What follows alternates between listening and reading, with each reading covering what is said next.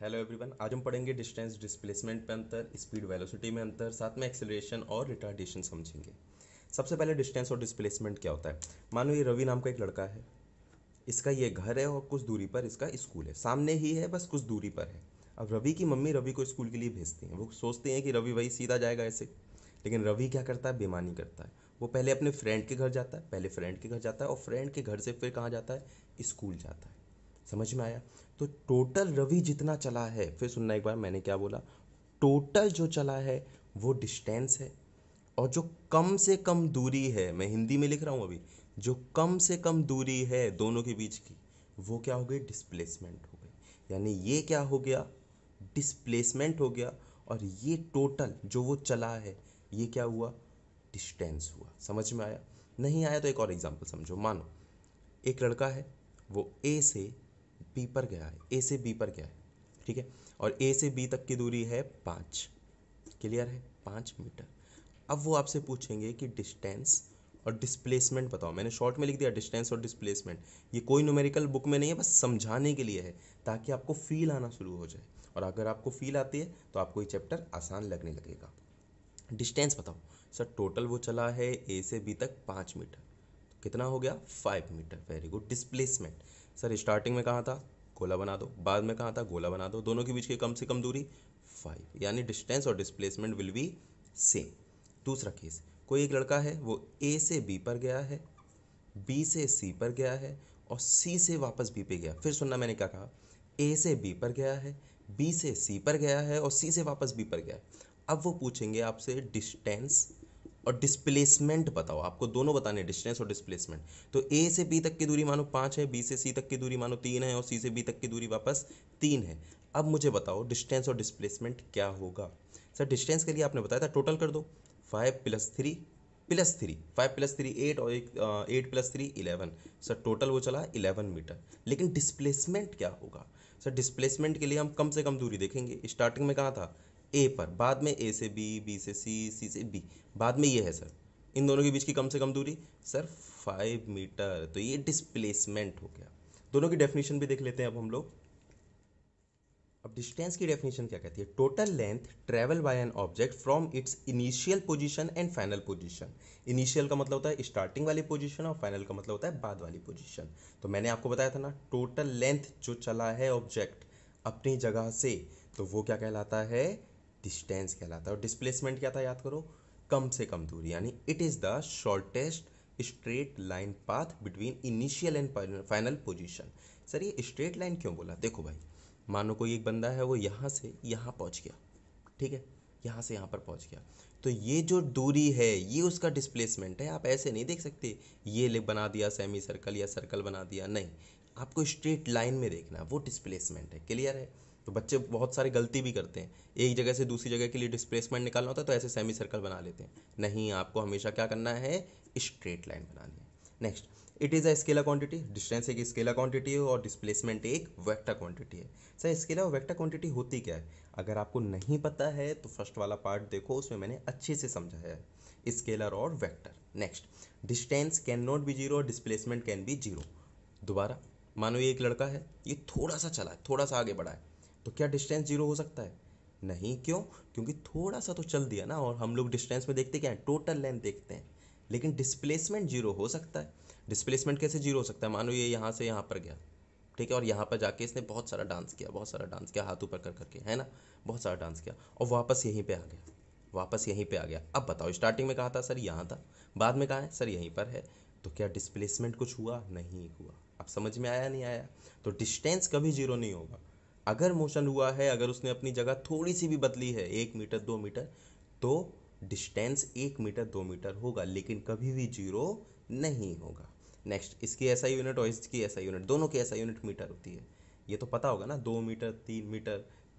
मेरा घर और उसका घर ऐसे बोलते हैं ना हम लोग, मेरा घर और उसका घर 10 मीटर की दूरी पे है, तो वो मीटर इसकी ऐसा यूनिट होती है। अब बात करते हैं हम लोग एक क्वेश्चन की। ये क्वेश्चन आप बताओगे, बताओ, ये मैंने एक सर्कल बना दिया, बताओ इसका डिस्प्लेसमेंट क्या होगा। सर इसका डिस्प्लेसमेंट, सोचो सोचो, इसका डिस्प्लेसमेंट जीरो होगा। ये जीरो सर नहीं लग रहा है, जीरो होगा। कैसे जीरो होगा, मानो यहाँ से आपने देखना स्टार्ट किया, ये ऐसे गोल गोल घूमा और वापस वहीं आ गया। आपको दिख रहा है स्टार्टिंग में जहाँ था वापस वहीं पे आ गया, तो डिस्प्लेसमेंट क्या हुआ, जीरो। सर अगर मैं यहाँ से देखूँ तो यहाँ से देखो ये गया और वापस वहीं पे आ गया, यानी डिस्प्लेसमेंट क्या हुआ, जीरो हुआ। क्या समझ में आता है, नहीं आता है? अगर समझ में आता है तो ऐसे स्माइल कर दो, है ना।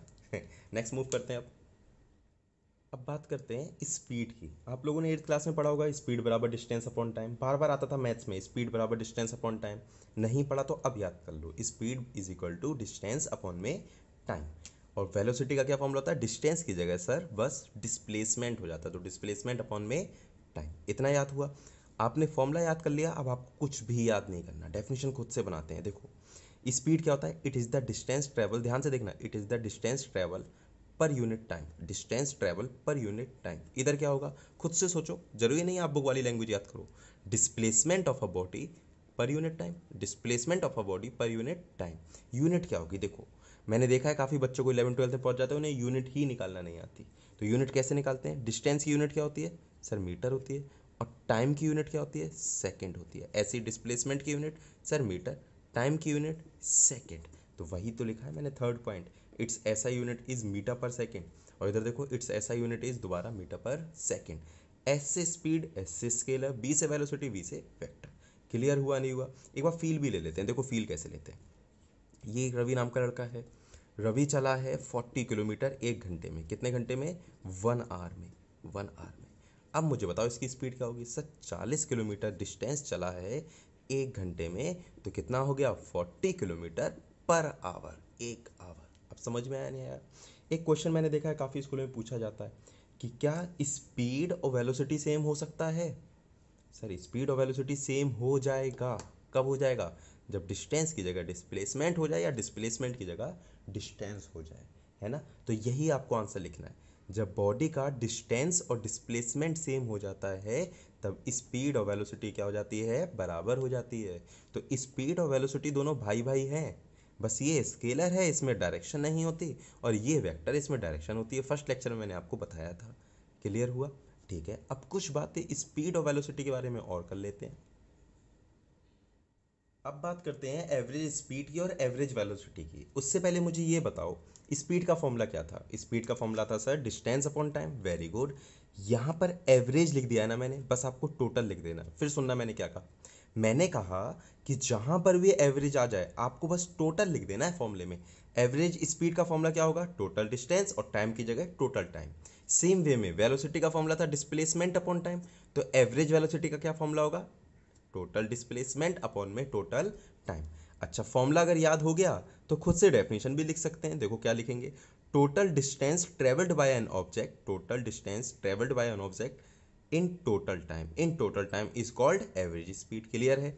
सेम वे में एवरेज वेलोसिटी की क्या डेफिनेशन होगी, total displacement of a body in total time. फिर सुनना, total displacement of a body in total time is known as average velocity. अच्छा कुछ लोग क्या करते हैं, कुछ लोग एवरेज वेलोसिटी का एक और फॉर्मूला लिख देते हैं। ये फॉर्मूला ज़्यादातर यूज़ होता है स्कूल्स में।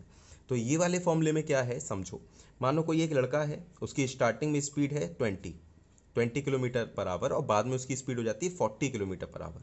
तो स्टार्टिंग की स्पीड को याद रख लो, अब न्यूमेरिकल में बहुत ज़्यादा काम आएगा। स्टार्टिंग की स्पीड को बोलते हैं इनिशियल वेलोसिटी। अच्छा सर आप तो स्पीड बोल रहे हैं लेकिन वेलोसिटी क्यों, बताया था मैंने, दोबारा देखो फर्स्ट पार्ट। स्पीड और वेलोसिटी भाई भाई हैं, बस दोनों में क्या अंतर है, डायरेक्शन का। तो हम लोग सेम मान लेते हैं अगर डायरेक्शन क्या है, गिवन है। समझ में आया? फिलहाल तो 20 उसकी स्पीड थी और बाद में स्पीड कितनी हो गई 40। तो स्टार्टिंग वाली स्पीड कितनी, 20, इनिशियल वेलोसिटी 20 और फाइनल वेलोसिटी 40। अब इनिशियल वेलोसिटी को दिखाते हैं यू से, याद कर लो न्यूमेरिकल में बहुत आएगा, और फाइनल वेलोसिटी को दिखाते हैं वी से। फिर सुनना, इनिशियल को यू से, फाइनल को बी से। कैसे याद होगा, ऐसे याद कर लो, ए बी सी डी में पहले यू आता है ना, बाद में वी आता है, U V W X Y Z. तो यू पहले तो पहले वाली स्पीड, वी बाद में तो बाद वाली स्पीड। या फिर ऐसे भी याद कर लो, युवराज सिंह जानते होगे, प्लेयर है क्रिकेट का, उसको हम लोग क्या बोल देते हैं, यू वी, यू पहले वी बाद में। या ऐसे याद कर लो, गाड़ी है, गाड़ी को स्टार्ट कर रहे हो आप, तो स्टार्टिंग में करते नहीं है यू यू यू यू और बाद में वी, गाड़ी चली जाती है ना। वही सेम सीन, कैसे भी याद कर लो, बस आपको याद होना चाहिए स्टार्टिंग वाली स्पीड यू और बाद वाली स्पीड वी। और एवरेज निकालने के लिए हम लोग क्या कर देते हैं, हाफ कर देते हैं। आपने निकाला होगा 8th क्लास में, या आपके नंबर भी फर्स्ट टर्म में मानो 40 आए, सेकंड टर्म में मानो 60 आए, तो एवरेज कितना हुआ 50। आपने दोनों को क्या किया, ऐड करके हाफ कर दिया। वही होता है एवरेज वेलोसिटी का फॉर्मूला। तो ये फॉर्मूला जरूर याद रख लेना, ये डेरिवेशन में भी काम आएगा। क्लियर है? नेक्स्ट मूव करते हैं अब कुछ टर्म्स और हैं, जैसे इंस्टेंटेनियस स्पीड, यूनिफॉर्म वेलोसिटी और नॉन यूनिफॉर्म वेलोसिटी। पहला इंस्टेंटेनियस स्पीड क्या होता है? देखो मानो कोई एक लड़का है, ये बॉय है, ठीक है, ये बॉय है और ये बॉय भाग रहा है, ऐसे भाग रहा है मानो, ठीक है, भाग रहा है। अब मैंने क्या किया, इसको एकदम से रोका, 1 सेकंड के लिए रोका और मैंने कहा भाई साहब स्पीड क्या है? ये कहता है सर मेरी स्पीड 20 है, 20 किलोमीटर पर आवर। तो इसकी इंस्टेंटेनियस स्पीड कितनी हो गई? 20 किलोमीटर पर आवर। थोड़ी देर बाद फिर गया, फिर मैंने इसको रोका, मैंने कहा अब कितनी है? कह रहा सर अब मेरी स्पीड है 45 kilometre per hour, 45 kilometre per hour. तो अब मुझे बताओ इसकी इंस्टेंटेनियस कितनी है? 45। यानी किसी एक पर्टिकुलर टाइम पर या एक पर्टिकुलर इंस्टेंट पर अगर कोई स्पीड पूछ रहा है तो वो कौन सी स्पीड हो गई? Instantaneous speed. समझ में आता है? अब यूनिफॉर्म वेलोसिटी और नॉन यूनिफॉर्म वेलोसिटी मैं आपको पढ़ा चुका हूँ, लेक्चर में देखना प्रीवियस वाले। बताया था अगर कोई बॉडी इक्वल डिस्टेंस कवर कर रही है, बराबर का डिस्टेंस कवर कर रही है और वो भी इक्वल टाइम में, तो यूनिफॉर्म। लेकिन अगर कोई बॉडी इक्वल डिस्टेंस कवर नहीं कर रही है बराबर के टाइम में, तो वो क्या हो गई? Non uniform. क्लियर है? अच्छा सर डिस्टेंस की क्यों बात कर रहे हो? बताया था ना डिस्टेंस और डिस्प्लेसमेंट इक्वल हो सकते हैं, तो इसलिए डिस्टेंस की बात कर रहे हैं। आप डिस्प्लेसमेंट भी बोल सकते हो, इक्वल डिस्प्लेसमेंट कवर कर रही है in equal interval of time, या unequal displacement in equal interval of time. समझ में आता है? एक बात याद रखना, वेलोसिटी और स्पीड भाई भाई हैं। कभी ये लोग स्पीड की जगह वेलोसिटी बोल देंगे बार बार और वेलोसिटी की जगह स्पीड बोल देंगे, तो आपको ये याद रखना है डायरेक्शन कंसीडर कर रहे हैं और दूसरे में डायरेक्शन कंसीडर नहीं कर रहे हैं। नेक्स्ट मूव करते हैं। अच्छा अब नेक्स्ट टॉपिक आता है एक्सेलरेशन, और ये वो टॉपिक है जिससे बच्चों को बहुत ज़्यादा डर लगता है। क्यों डर लगता है? क्योंकि उन्होंने एक्सेलरेशन को फील नहीं किया होता है, महसूस नहीं किया होता है। और अगर आप फील नहीं करते हैं, एक्सेलरेशन को महसूस नहीं करते हैं, तो फिर आपको ये समझ में नहीं आएगा, आप सिर्फ रटोगे और रटकर चीज़ें सॉल्व होने वाली नहीं है। तो एक्सेलरेशन की पहले डेफिनेशन देख लेते हैं। इन्होंने कहा है it is the rate of change of velocity per unit time. अब इसको फील लो, देखो मानो ये कोई एक्सेलरेटर है। एक्सेलरेटर समझते हो ना आप लोग, जो बाइक में होता है। अच्छा अब एक्सेलरेटर होता है, वो क्या करता है? स्पीड को बढ़ाता है। अगर आप एक्सेलरेटर देते हो यानी स्पीड बढ़ेगी, और नहीं देते हो तो स्पीड नहीं बढ़ेगी। फिर सुनना मैंने क्या कहा, ये कोई एक्सेलरेटर है, आपने एक्सेलरेटर दिया तो स्पीड क्या होगी? बढ़ेगी, और एक्सेलरेटर नहीं दिया तो स्पीड नहीं बढ़ेगी। वही सेम तो है। देखो एक्सेलरेटर और एक्सेलरेशन यानी स्पीड में चेंज करना पर यूनिट टाइम, या फिर चेंज ऑफ वेलोसिटी। में बार बार कह रहा हूँ, स्पीड और वेलोसिटी सेम सेम भाई भाई हैं, बस डायरेक्शन का अंतर है। तो change of velocity per unit time, आप कितना चेंज कर रहे हो, कितना एक्सेलरेशन दे रहे हो, वो क्या हो गया? एक्सेलरेशन हो गया। समझ में आता है नहीं आता है? तो क्या मैं लिख सकता हूँ एक्सेलरेशन बराबर change in velocity upon time. Change in velocity upon time लिख सकते हैं ना। अच्छा वेलोसिटी अभी मैंने आपको बताया था पीछे कि वेलोसिटी दो प्रकार की होती है, एक स्टार्टिंग वाली वेलोसिटी और एक फाइनल वाली वेलोसिटी। इनिशियल वेलोसिटी को हम किससे दिखाते हैं? सर यू से दिखाते हैं, और फाइनल को वी से, है ना। ये लिख लो कहीं पर आप खोपचे में, कहीं पर भी ऐसे गोला या डिब्बा बना के लिख लो ये बात, इनिशियल और फाइनल वेलोसिटी। तो क्या मैं लिख सकता हूँ एक्सीलरेशन बराबर final velocity minus initial velocity upon time. Change को क्या ये नहीं लिख सकते, फाइनल माइनस इनिशियल? ऐसे समझो, मानो आपकी सैलरी है अभी 2 रुपये। 2 रुपये किसकी सैलरी होती है सर? अरे मान लो समझने के लिए, और बाद में आपकी सैलरी होगी 5 रुपये। अब बताओ कितने का अंतर आया? सर 3 रुपये का अंतर आया, 3 रुपीज़ का अंतर आया। कैसे? आपने बाद वाली सैलरी में से पहले वाली सैलरी घटाई। सेम वे में चेंज इन वेलोसिटी निकालने के लिए बाद वाली वेलोसिटी माइनस पहले वाली वेलोसिटी, और अपॉन में टाइम लिख सकते हैं। अब समझो आलसी लोग क्या करते हैं। आलसी लोग एक्सेलरेशन को ए से दिखाते हैं। किससे दिखाते हैं? ए से। बराबर, बराबर की जगह बराबर। फाइनल वाली वेलोसिटी को सर वी से दिखाते हैं, इनिशियल वाली वेलोसिटी को यू से, और टाइम को टी से। क्या ये डिब्बे में बंद कर दूं?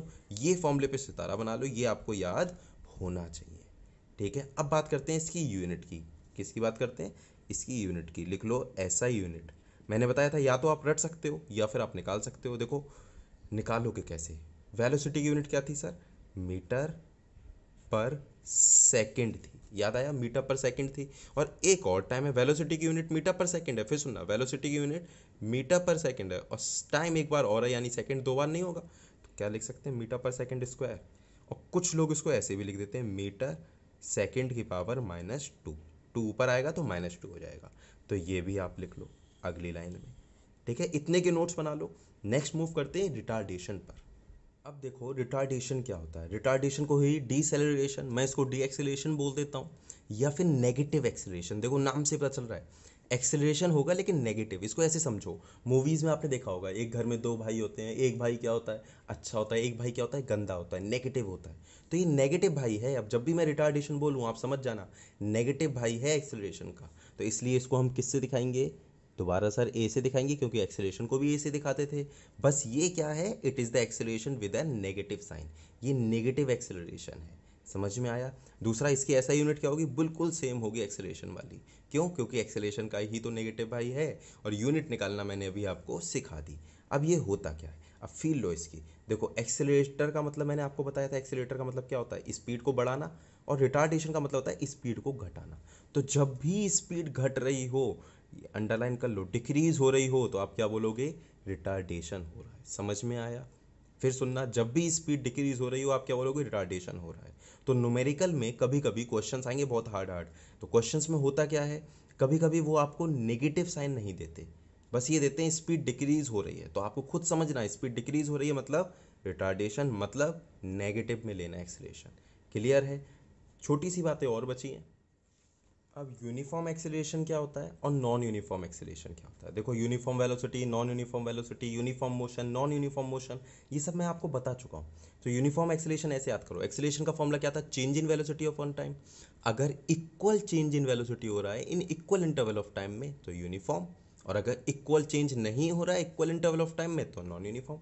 Equal amount of change in velocity in equal interval of time, uniform. Unequal amount of change in velocity in equal interval of time, non uniform. Clear है। आपको याद नहीं करना है, बस आपको फॉर्मूला याद करना है। फॉर्मूले में दोनों चीज़ें इक्वल कर दी तो यूनिफॉर्म, फॉर्मूले में दोनों चीज़ें इक्वल नहीं की तो नॉन यूनिफॉर्म। ये मैं आपको बता चुका हूँ। इक्वल इंटरवल ऑफ टाइम क्यों लेते हैं, समय का इंटरवल हमेशा सेम रहना चाहिए। तो इतना था आपका थ्योरेटिकल पोर्शन। फिलहाल नेक्स्ट पार्ट में हम इसके ऊपर बेस्ड न्यूमेरिकल करेंगे, फिर अभी हमें इसके ऊपर डेरिवेशन और ग्राफिकल क्वेश्चंस करने हैं, लास्ट में सर्कुलर मोशन करना है। ठीक है, तो ये नेक्स्ट पार्ट में करने वाले हैं हम लोग। तब तक के लिए गुड बाय।